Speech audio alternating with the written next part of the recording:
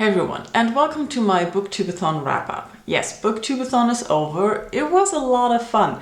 I spent way too much time watching video challenges and BookTubeAthon updates and generally way too much time watching videos while I should have been reading and doing other things. But it was fun. So let's have a look at how much I actually achieved to read in that week. You remember my super tiny TBR of like 4 books? I read 1. This has 204 pages and it took me almost all week to read, and I enjoyed it and I have a review up of it. It's my book with pictures challenge and it should have been my book to movie adaptation, but I haven't watched the movie yet. I couldn't get a hold of it. Then I picked up Dante's Inferno. I skipped all the introduction. I read these 2 pages, fell asleep reading these 2 pages, and then I didn't feel like reading it anymore. Neither did I feel like picking up the other 2 books that I had picked out for this week, but I felt like some steampunk, so I picked up the Affinity Bridge by George Mann, which is the first book in the Newbery and Hobbs investigation series. Sort of a steampunk investigation detective agency trying to solve mysteries. And that's what I read most of the weekend. I'm on page 168. So I read 204 pages and 168 and maybe 4 400 pages. I didn't do so bad.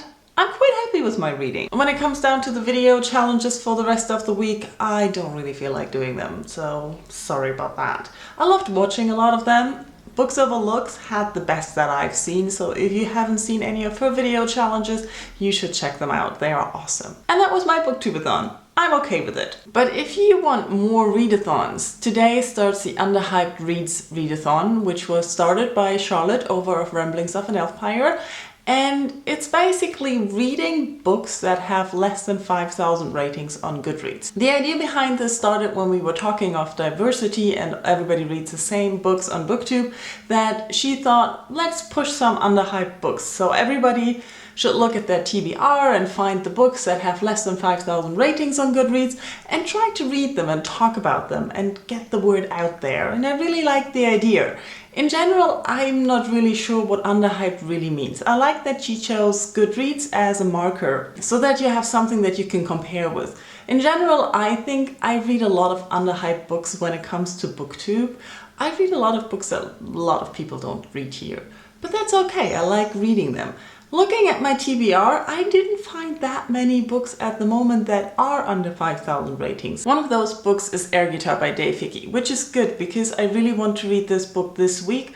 The due date for the art assignment is, I think, the 1st of August, so I only have a little bit more than this week anyways. I also want to finish the Affinity Bridge this week because I really like it a lot, and luckily it also has under 5,000 ratings on Goodreads. The last book that I found that has under 5,000 ratings on Goodreads, I didn't plan on picking up this month at all, and I don't think I will, but I still want to show it to you, because this is River of Smoke by Amitav Ghosh. This is the 2nd book in the Ibis trilogy. The first book is Sea of Poppies, and I really loved the first book. It's very complex, very long, and it has a lot of characters. This book, you can see, has over 500 pages as well. That's why I don't think I'm going to read it this week or this month.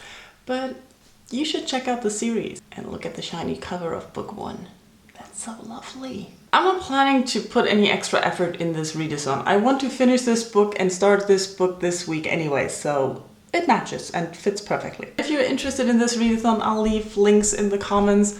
And there are also giveaways, and everybody seems to be showing the underhyped books they have in their TBR pile, in their TBRs for the read-a-thon, which is a lot of fun because you get to see a lot of books that you normally don't see. So this is good too. Thank you all for watching, and let me know in the comments how your BookTubeAthon went and if you want to participate in the Underhyped Reads read-a-thon and what you're reading.